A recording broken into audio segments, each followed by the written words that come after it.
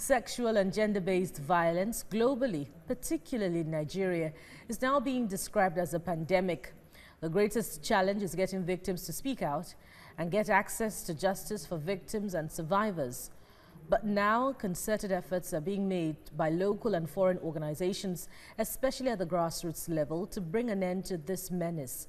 Moyo Thomas reports. The first step to winning the battle against gender-based violence is ensuring that messages on the dangers of rape and violence generally gets across to people in all occasions. One of the organizations working to achieve this is Youth Hub Africa, a non-governmental organization. They use their platform to train young leaders on the dangers of SGBV, who in turn become advocates, especially at the grassroots. Youth of Africa provide the skills for young leaders and also support them to be able to take up the responsibility of either speaking up or creating conversations around SGBV issues. One of the young leaders trained is Ayo Adegbola, who is now a community mobilizer in Waru, a suburb in Apo, Abuja.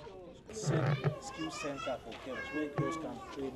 Especially those ones that don't want to go to school. Thank you. Ayo took us around the community talking about efforts to ensure girls are not only in school but are also aware of the dangers of violence against them and they can take preventive actions. There are cases of such in this community and it's getting higher. Now starting from where husband will be beating wife, husband will be raping wife, father will be sleeping with daughter. We have the case here. Neighbors will be sleeping with children.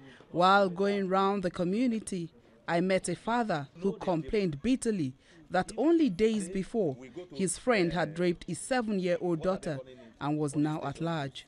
And I called him, I say, a friend, talking together with you, I don't know that whenever you come to my house and say, please, let my daughter help you to do one or 10, is the time you use to sleep with a girl of 7 years and a man of 50-something years. He says the man has also been accused of raping 2 other girls in the community. He seeks justice. Almost everybody in this community was aware. He lay on the floor begging. He was the one that said that he started since last year using this girl. He started with one finger. After one finger, he started using 2. After I called me and you. So always you come my house and say, give me my daughter, let your daughter throw a dustbin for me. That is what you'll be doing. So I am shouting it to Nigerians, as many that are watching it, to come for my rescue. I am not saying anything for him to come out and face what he done. Breaking the culture of silence requires the courage to speak out. That is what Mr. Adegbola is putting in a lot of effort to achieve in this community.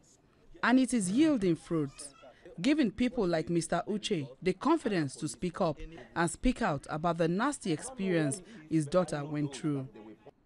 The challenge of tackling this malaise is compounded by the lack of convictions of sex offenders.